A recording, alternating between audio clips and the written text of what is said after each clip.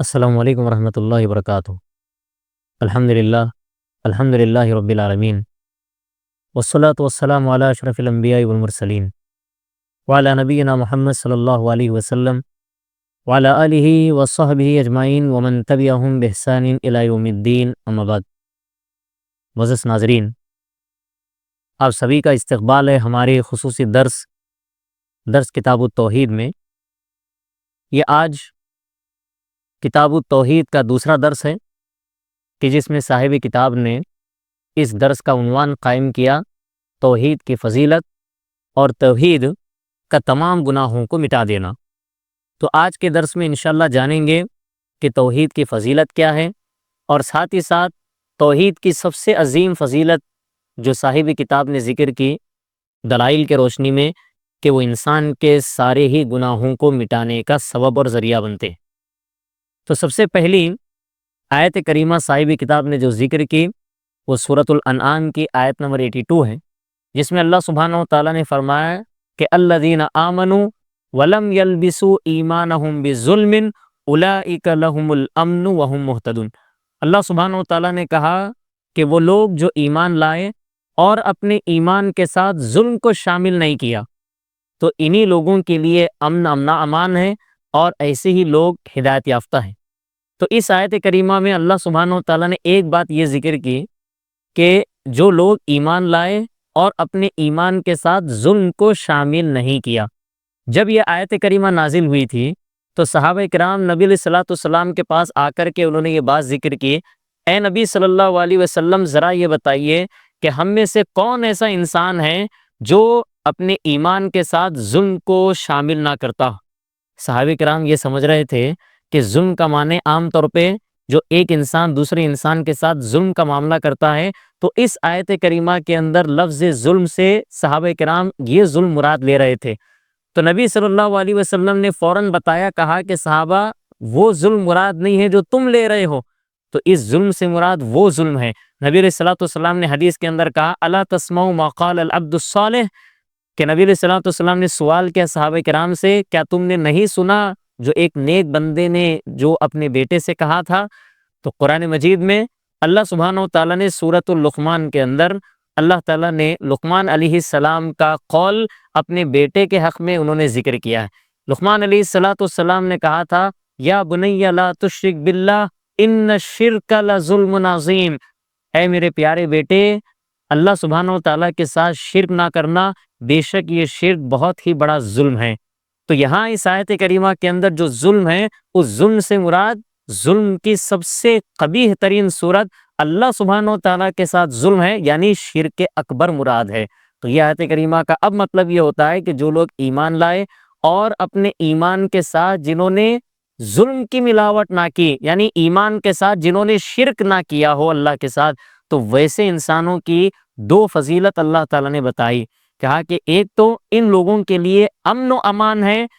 اور دوسری چیز بتائی کہ یہی لوگ ہیں جو ہدایت یافتہ ہیں۔ آپ دیکھیے کہ جو انسان توحید اختیار کرتا ہے، اللہ کے ساتھ کسی کو شریک نہیں کرتا ہے اس کی عبادت میں، ایسے انسان ہی کے لیے اللہ تعالیٰ کا وعدہ ہے کہ ان لوگوں کے لیے ہی امن و امان ہوگا۔ آج اگر ہم پوری دنیا کا جائزہ لیں گے تو جہاں پر مسلمانوں پر ظلم و ستم ڈھائے جا رہے ہیں، تو سب سے اس کی بنیادی وجہ یہی معلوم ہوتی ہے کہ مسلمانوں نے آج اللہ کی اس توحید کو ترک کیا ہے، چھوڑ دیا ہے۔ تو توحید کو چھوڑنے کی وجہ سے، شرک کو اپنانے کی وجہ سے دنیا کے اندر اللہ سبحانہ و تعالیٰ طرح طرح کے عذابات کو نازل فرماتا ہے۔ ان میں سے سب سے پہلا یا بنیادی عذاب اللہ سبحانہ و تعالیٰ کا بے امنی ہوتی ہے، بد امنی ہوتی ہے، فساد زمین کے اندر بچ جاتا ہے، پھیل جاتا ہے۔ تو ایسی صورت میں لوگوں کو سب سے پہلے اللہ سبحانہ و تعالیٰ کی توحید کو اختیار کرنا چاہیے، شرک سے باز آنا چاہیے، تبھی چل کر کے معاشرے کے اندر امن و امان قائم ہو سکتا ہے۔ اور دوسری چیز اللہ نے فرمائی وَهُمْ مُهْتَدُونَ، کہ دنیا میں بھی یہ لوگ ہدایت یافتہ ہوں گے اور آخرت میں بھی لوگ ہدایت یافتہ ہوں گے۔ دنیا میں ہدایت یافتہ کیسے ہوں گے؟ جو انسان توحید پر قائم رہتا ہے، اللہ سبحانہ و تعالیٰ اسے ہر قسم کی شرک سے بچا لیتا ہے، چاہے وہ شرک اکبر ہو، چاہے وہ شرک اصغر ہو، چاہے وہ شرک خفی کیوں نہ ہو۔ اللہ سبحانہ و تعالیٰ ایسے انسان کو ہر قسم کی شرک سے حفاظت کر لیتا ہے، اور وہ انسان دنیا کے اندر صرف توحید کی وجہ سے ہدایت یافتہ کہلاتا ہے، اللہ کی سیدھی راہ پہ چل رہا ہوتا ہے۔ اور آخرت کے اندر ہدایت یافتہ کا کیا مطلب ہے؟ اہل علم بتاتے ہیں کہ آخرت میں اللہ سبحانہ و تعالیٰ ایسے انسان کو جنت نصیب کرتا ہے، اور جنت کی عظیم ترین نعمتوں میں سے ایک نعمت اللہ کی رضامندی اور اللہ سبحانہ و تعالیٰ کا دیدار ہے۔ تو معلوم یہ ہوا کہ جو انسان توحید پرست انسان ہے، ویسے انسان ہی کے لیے دنیا میں امن و امان ہے، اور دنیا اور آخرت میں یہی انسان ہدایت یافتہ ہے۔ اس کے بعد صاحب کتاب نے، مصنف رحمۃ اللہ علیہ نے صحیحین یعنی صحیح بخاری اور صحیح مسلم کی ایک اور حدیث انہوں نے پیش کی کہ جس کے اندر توحید کی فضیلت بیان کی گئی ہے، کہ جس کے راوی عبادہ ابن الصامت رضی اللہ تعالیٰ عنہ ہیں۔ وہ بیان فرماتے ہیں کہ نبی صلی اللہ علیہ وسلم نے فرمایا کہ جو انسان اس بات کی گواہی دے، اس بات کی شہادت دے کہ صرف اللہ سبحانہ و تعالیٰ ہی عبادت کے لائق ہے،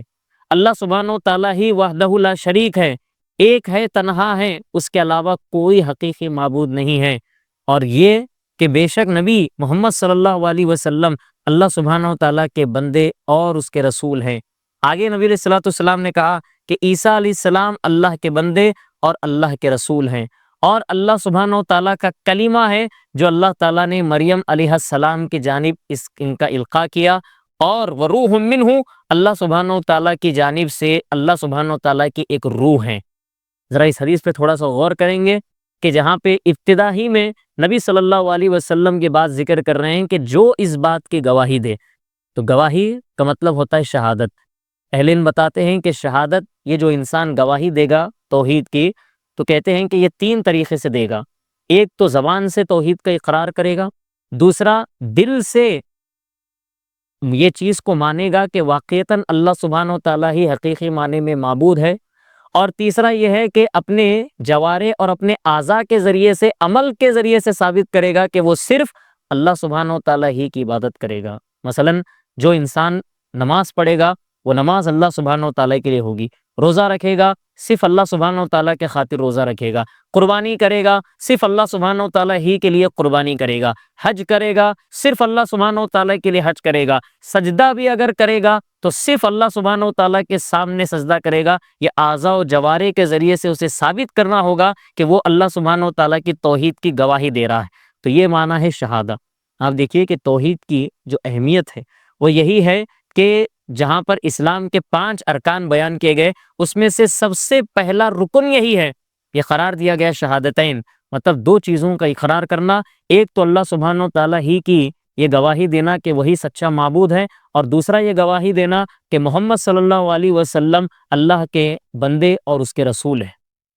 یہاں اس حدیث کے اندر دوسری بات یہی بتائی جا رہی ہے وَأَنَّ مُحَمَّدًا عَبْدُهُ وَرَسُولُهُ، کہ محمد صلی اللہ علیہ وسلم اللہ کے بندے اور اس کے رسول ہیں۔ اور اس حدیث میں تیسری بات جو بتائی گئی، بطور خاص عیسیٰ علیہ السلام کا ذکر کیا گیا۔ اہل علم بتاتے ہیں کہ یہ اصل میں نبی علیہ السلام نے عیسیٰ علیہ السلام کا ذکر اسی لیے کیا کیونکہ یہاں بطور خاص یہودیوں کا رد تھا، کیونکہ عام طور پہ یہودی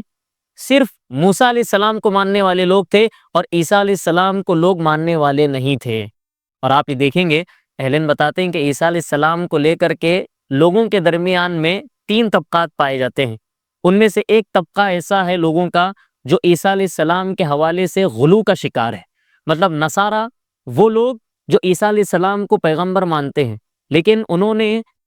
عیسیٰ علیہ السلام کی ذات میں ایسا غلو کیا کہ کہیں عیسیٰ علیہ السلام کو اللہ کا بیٹا نعوذ باللہ قرار دیا، تو کہیں عیسیٰ علیہ السلام کو اللہ سبحانہ و تعالیٰ ہی قرار دیا، تو کہیں عیسیٰ علیہ السلام کو 3 خداؤں میں سے ایک خدا مان لیا۔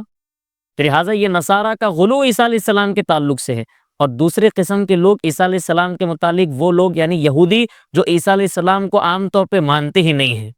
اور تیسرا قسم کے لوگ وہ ہیں جو اہل السنت والجماعت کہلاتے ہیں کہ یہ وہ حقیقی لوگ ہیں جو عیسیٰ علیہ السلام کے متعلق نہ تو افراد کے شکار ہیں نہ ہی تفرید کے شکار ہیں، مطلب معتدل لوگ ہیں یہ جو عیسیٰ علیہ السلام کو صرف اور صرف اللہ سبحانہ و تعالیٰ کا بندہ مانتے ہیں، اللہ سبحانہ و تعالیٰ کا رسول پیغمبر مانتے ہیں۔ تو لہٰذا یہاں اس حدیث کے اندر نبی صلی اللہ علیہ وسلم یہی چیز فرما رہے ہیں کہ عیسیٰ علیہ السلام کے تعلق سے اگر کسی بندے کا عقیدہ ہوگا تو صرف یہی عقیدہ ہوگا کہ عیسیٰ علیہ السلام نہ ہی اللہ کے بیٹے ہیں اور نہ ہی عیسیٰ علیہ السلام خدا ہیں اور نہ ہی عیسیٰ علیہ السلام تین خداؤں میں سے خدا ہیں، بلکہ صرف اللہ کے بندے ہیں اور اللہ سبحانہ و تعالیٰ کے رسول ہیں۔ اور اس کے بعد نبی علیہ الصلوۃ والسلام نے فرمایا، کہا کہ کلمتہ القاہا الی مریم، نبی علیہ الصلوۃ والسلام نے کہا کہ عیسیٰ علیہ السلام اللہ تعالیٰ کے کلیمے ہیں۔ اب یہ کلیمے کا مطلب کیا ہے؟ جو قرآن مجید میں خود اللہ سبحانہ و تعالیٰ نے ذکر کیا، کہا کہ عیسیٰ علیہ السلام کو اللہ تعالیٰ نے جو پیدا کیا، جو اللہ سبحانہ و تعالیٰ کی قدرت کاملہ ہے کہ اللہ تعالیٰ نے بغیر باپ کے عیسیٰ علیہ السلام کو پیدا کیا، تو اللہ تعالیٰ نے بس کلمہ کن کے ذریعے سے عیسیٰ علیہ السلام کو پیدا کیا تھا۔ تو اور یہ کلمہ کن یعنی یہ کلمہ اللہ تعالیٰ نے ایک فرشتے کے ذریعے سے مریم علیہ السلام کی جانب کیا تھا۔ پھر آگے ایک اور مزید بات عیسیٰ علیہ السلام کے تعلق سے بتائی جا رہی ہے، کہا کہ روح منہ، کہا کہ اللہ سبحانہ و تعالیٰ کی یہ روح تھے۔ تو جب فرشتہ آیا اور مریم علیہ السلام کے سامنے کھڑا ہوا تو ایسے موقع پر ان کے بطن میں مریم علیہ السلام کے پیٹ میں ایک قسم کی روح کو پھونک دیا، جس کی وجہ سے مریم علیہ السلام حاملہ ہوئی تھی۔ لیکن عیسیٰ علیہ السلام کو بطور خاص اللہ تعالیٰ نے عزت عطا فرمانے کے طور پر اور تشریف میں یہ بات کہہ دی کہ عیسیٰ علیہ السلام اللہ سبحانہ و تعالیٰ کے کلمے ہونے کے ساتھ ساتھ اللہ سبحانہ و تعالیٰ کی ایک خاص روح ہے۔ تو یہی چیز ہمارا عقیدہ ہونا چاہیے عیسیٰ علیہ السلام کے حوالے سے۔ آگے نبی علیہ الصلوۃ والسلام نے کہا والجنت حق والنار حق، یہ گواہی دے اس بات کی کہ جنت برحق ہے اور جہنم برحق ہے۔ اور آگے کہا نبی علیہ الصلوۃ والسلام نے ادخلہ اللہ الجنہ، اللہ سبحانہ و تعالیٰ ایسے انسان کو جو یہ سارے عقیدے رکھتا ہو، جیسے اللہ سبحانہ و تعالیٰ ہی کو معبود سمجھتا ہو حقیقی، نبی صلی اللہ علیہ وسلم کو اللہ تعالیٰ کا بندہ اور اس کا رسول مانتا ہے، عیسیٰ علیہ السلام کو بھی اللہ تعالیٰ کا بندہ اور اس کا رسول مانتا ہے، جنت حق ہے مانتا ہے، جہنم برحق ہے مانتا ہے، ایسے ہی اللہ سبحانہ و تعالیٰ انسان کو جنت میں داخل کر دیں گے۔ آگے فرمایا الا ما کان من العمل، چاہے انسان کا عمل کسی بھی طریقے کا ہو۔ تو یہاں ہم دیکھیے کہ کیسے بھی انسان کا عمل ہو، اس کا کیا مطلب ہے؟ مطلب یہ ہے کہ انسان چاہے گنہگار ہی کیوں نہ ہو، وہ گناہ کبیرہ ہی کے اندر کیوں ملوث نہ ہو، لیکن اگر وہ اللہ سبحانہ و تعالیٰ کے علاوہ کسی کے ساتھ کسی کو شریک نہ قرار دیتا ہو تو یہ انسان ایک نہ ایک دن انشاءاللہ جنت کے اندر جائے گا۔ ذرا اس لفظ پہ غور کرتے، ادخلہ اللہ الجنہ، اللہ سبحانہ و تعالیٰ انسان کو جنت کے اندر داخل کر دیں گے۔ اہل علم بتاتے ہیں کہ عام طور پہ جنت میں ایک انسان کس طریقے سے جاتا ہے، یعنی وہ ایک انسان جو دنیا کے اندر صرف اللہ کی اطاعت کرتا ہے، عبادت کرتا ہے، گناہ سے بچتا ہے، اللہ سبحانہ و تعالیٰ بغیر جہنم میں ڈالے ایسے انسان کو ڈائریکٹ جنت کے اندر داخلہ دیتے ہیں۔ اور دوسری قسم کے لوگ جو جنت میں جائیں گے، ان کی قسم ایک یہ بھی ہوگی کہ گناہوں کی وجہ سے، سستی اور کاہلی کی وجہ سے ایسے لوگ اللہ سبحانہ و تعالیٰ سب سے پہلے جہنم کے اندر ان کو داخل کر دے گا، پھر وہاں سے توحید کی وجہ سے اللہ تعالیٰ انہیں جہنم سے نکال کر جنت کے اندر اللہ تعالیٰ انہیں داخلہ دے دیتے ہیں۔ پھر اس کے اندر بھی اہل علم بتاتے ہیں کہ اگر مان لیے کہ کوئی انسان گنہگار ہے لیکن اللہ سبحانہ و تعالیٰ کے یہ ماتحت ہے، یہ مشیت الہی ہے، مطلب ایسا ہے کہ اللہ سبحانہ و تعالیٰ چاہے تو اس انسان کے گناہوں کو یوں ہی معاف کر کے اللہ سبحانہ و تعالیٰ پھر اس کو جنت میں داخل دے دے، یا کبھی ایسا ہوتا ہے کہ اللہ سبحانہ و تعالیٰ بغیر انسان کے گناہوں کو معاف کرے، جہنم میں ڈال کر کے جہنم سے پھر اسے انسان کو جنت میں داخل کر دیں گا۔ تو معلوم یہ ہوا کہ ایک انسان جہنم سے نکل رہا ہے، جہنم سے بچ رہا ہے، اس کا بنیادی سبب بتایا گیا کہ یہ توحید کی وجہ سے ہے۔ تو یہ دوسری حدیث تھی جو انہوں نے پیش کی، جس میں اللہ سبحانہ و تعالیٰ نے یا نبی صلی اللہ علیہ وسلم نے اللہ کے متعلق کہا کہ ایسے انسان کو اللہ جنت میں داخل کر دے گا۔ ایک اور حدیث جو صحیح بخاری سے مسلم کی حدیث ہے، راوی حدیث عتبان رضی اللہ تعالیٰ عنہ، وہ بیان فرماتے ہیں کہ نبی علیہ الصلوۃ والسلام نے فرمایا فَإِنَّ اللَّهَ حَرَّمَ عَلَى النَّارِ مَنْ قَالَ لَا إِلَهَ إِلَّا اللَّهُ يَبْتَغِي بِذَلِكَ وَجْهَ اللَّهِ۔ نبی علیہ الصلوۃ والسلام نے کہا کہ بے شک اللہ سبحانہ و تعالیٰ نے جہنم کو ایسے انسان پر حرام قرار دیا ہے جو انسان زبان سے، دل سے، اپنے عمل سے یہ کہے لا الہ الا اللہ، کہ اللہ سبحانہ و تعالیٰ کے علاوہ کوئی حقیقی معبود نہیں ہے۔ اور آگے آپ نے فرمایا کہ صرف اللہ سبحانہ و تعالیٰ کی رضا جوئی کے لیے، اس کو خوش کرنے کے لیے، اس کی خوشنودی کے لیے کوئی انسان یہ عمل کرے گا تو یہ فضیلت بیان کی گئی کہ اللہ تعالیٰ جہنم پر ایسے انسان کو حرام قرار دے گا۔ تو معلوم یہ ہوا کہ یہ بھی توحید کی ایک عظیم فضیلت بیان کی گئی۔ جو انسان اللہ کی توحید کو اختیار کر لیتا ہے، اللہ تعالیٰ ایسے انسان کو جہنم پر حرام قرار دیتا ہے، یا جہنم ہی کو ایسے انسان پر اللہ سبحانہ و تعالیٰ حرام قرار دیتے ہیں۔ ایک چوتھی دلیل جو صاحب کتاب نے مصنف رحمۃ اللہ علیہ نے ذکر کی، ابو سعید خدری رضی اللہ تعالیٰ عنہ کی وہ حدیث ہے کہ جس میں صحیح ابن حبان مستدرک حاکم کی حدیث ہے کہ جس میں نبی علیہ الصلوۃ والسلام نے فرمایا، کہا کہ ایک مرتبہ موسیٰ علیہ السلام نے اللہ سبحانہ و تعالیٰ سے یہ درخواست کی تھی۔ کہا موسیٰ علیہ السلام نے کہا، یا ربی علمنی شیئا اذکرک وادعوک بہ۔ موسیٰ علیہ السلام نے اللہ سبحانہ و تعالیٰ سے کہا، اے میرے رب، مجھے کوئی ایک ایسی چیز سکھا دیجئے کہ جس کے ذریعے سے میں آپ کو یاد کروں، آپ سے مانگوں اور آپ کا ذکر کروں۔ تو اللہ سبحانہ و تعالیٰ نے موسیٰ علیہ السلام سے کہا، قل یا موسیٰ، کہا کہ موسیٰ آپ یہ کہہ دیجئے، لا الہ الا اللہ، کہ اللہ سبحانہ و تعالیٰ کے علاوہ کوئی حقیقی معبود نہیں ہے۔ تو موسیٰ علیہ السلام نے جواب دیا اللہ سبحانہ و تعالیٰ کو، کہا کہ کل عبادک یقولون ھذا، کہا کہ اے اللہ سبحانہ و تعالیٰ، یہ جو کلمہ لا الہ الا اللہ ہے، یہ تو آپ کے سارے ہی بندے پڑھتے ہیں، سارے ہی بندے کہتے ہیں، تو مجھے کوئی ایک ایسا خاص ذکر سکھائیے جو اس لا الہ الا اللہ سے ہٹ کر ہو۔ اور موسیٰ علیہ السلام اصل میں یہ کہنا چاہ رہے تھے کہ بندے عام طور پہ وہ ذکر نہیں پڑھتے ہوں۔ تو اللہ سبحانہ و تعالیٰ نے موسیٰ علیہ السلام کو یہ جواب دیا، کہا کہ یا موسیٰ، اے موسیٰ، لو ان السماوات السبع وعامرہن غیری، کہا کہ بے شک ہے موسیٰ، ساتوں آسمان اور اس میں جو بھی مخلوق ہے میرے سوا، میرے علاوہ جو مخلوقات ہیں ساتوں آسمان میں، وہ والارضین السبع، اور ساتوں زمین، فی کفۃ، ایک ترازو کے پلڑے میں اگر رکھ دیے جائیں۔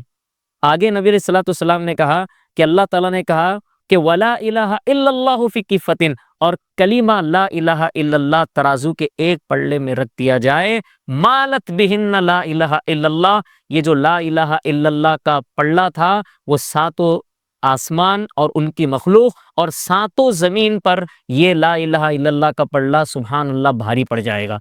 تو اللہ سبحانہ و تعالیٰ نے موسیٰ علیہ السلام کو ایک بات یہ بتائی، یہ جو کلمہ لا الہ الا اللہ ہے، یہ اتنا عظیم کلمہ ہے، اتنا اہم کلمہ ہے۔ لا الہ الا اللہ جو زبان سے انسان کہتا ہے تو لہٰذا اس کے نیک اعمال میں یہ اتنا وزنی اور اتنا بھاری ہوگا سبحان اللہ کہ سارے اعمال پر اس کی یہ توحید، یہ کلمہ لا الہ الا اللہ بھاری پڑ جائے گا۔ اس کے علاوہ صاحب کتاب نے جو آخری حدیث پیش کی ہے، ترمذی کی حدیث ہے کہ جس میں نبی صلی اللہ علیہ وسلم نے فرمایا، انس رضی اللہ تعالیٰ عنہ راوی حدیث ہے، وہ بیان فرماتے ہیں کہ نبی علیہ الصلوۃ والسلام نے کہا، اللہ سبحانہ و تعالیٰ فرماتے ہیں، مطلب حدیث قدسی ہے، اللہ تعالیٰ نے کہا، یا ابن آدم، اے آدم کی اولاد، لو اتیتنی بقراب الارض خطایا، کہ اے ابن آدم، تو اگر زمین بھر بھی گناہ اگر میرے پاس لے کر کے آئے گا، لا تشرک بی شیئا، کہ اور تو نے میرے ساتھ کسی کو شریک نہ ٹھہرایا ہو، تو اللہ سبحانہ و تعالیٰ فرماتے ہیں، لَأَتَيْتُكَ بِقُرَابِهَا مَغْفِرَةً، تو میں زمین بھر مغفرت تیرے سامنے تیرے پاس لے کر کے آؤں گا۔ تو آپ نے دیکھا اس حدیث میں اللہ سبحانہ و تعالیٰ فرما رہے، حدیث قدسی ہے، ابن آدم سے خطاب کرتے ہوئے کہہ رہے ہیں کہ اے ابن آدم، اگر زمین بھر بھی تو گناہ لے کر کے میرے پاس کل بروز قیامت آئے گا، اور ایسے موقع پر تو نے اگر میرے ساتھ شرک نہ کیا ہو، تو نے توحید اختیار کری تھی ساری زندگی، تو میں بھی میری ایسی مغفرت لے کر کے آؤں گا جس طریقے سے زمین بھر تیرے گناہ تھے، زمین بھر مغفرت میں تیرے پاس لے کر کے آؤں گا۔ اس حدیث قدسی کے اندر توحید کی فضیلت بیان کر رہے ہیں کہ جو انسان اللہ کی توحید کو اختیار کرتا ہے، شرک سے اجتناب کرتا ہے، اللہ سبحانہ و تعالیٰ ایسے انسان کے سارے ہی گناہوں کو معاف کر دے گا، اور اللہ سبحانہ و تعالیٰ ایسی صورت میں ایسے انسان کو جنت میں اللہ تعالیٰ داخلہ نصیب فرمائے گا۔ تو اسی لیے ایک بات واضح ہوئی کہ عام طور پر جو انسان توحید اختیار کرتا ہے، گناہ سے بچتا ہے، تو آپ دیکھیے ایسے احادیث کے اندر عام طور پر اللہ سبحانہ و تعالیٰ ایسے لوگوں پر رد کر رہے ہیں جن کو خوارج کی جماعت کہا جاتا ہے۔ یعنی عام طور پہ خوارج جو فرقہ، جو باطل فرقہ ہے، اس کے تعلق سے ایک بات مشہور ہے، وہ یہ عقیدہ رکھتے ہیں خوارج کہ جو بھی انسان کبیرہ گناہ کرنے والا ہے وہ کافر ہے، اسلام کے دائرے سے خارج ہے۔ لیکن یہاں اس حدیث کے اندر بیان کیا جا رہا ہے کہ جو انسان گناہ بھی اگر لے کر کے آئے، کبیرہ گناہ بھی کر لے، تب بھی وہ انسان کافر نہیں ہے، تب بھی وہ انسان توحید کی وجہ سے ایک نہ ایک دن انشاءاللہ جنت کے اندر داخل ہوگا۔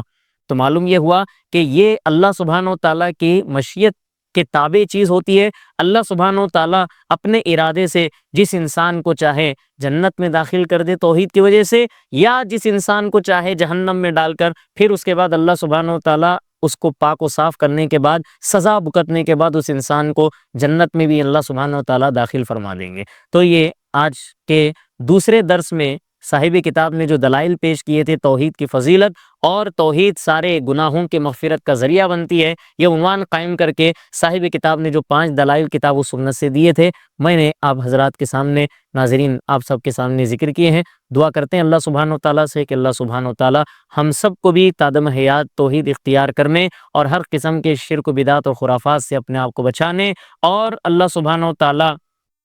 ہم سب کو توحید کو عام کرنے، توحید کو پھیلانے اور ایسے موقع پر شرک کا خاتمہ کرنے کی اللہ سبحانہ وتعالی ہم سب کو توفیق نصیب فرمائے، آمین۔ وصلی اللہ علی نبینا محمد وعلی آلہ وصحبہ اجمعین۔ السلام علیکم ورحمۃ اللہ وبرکاتہ۔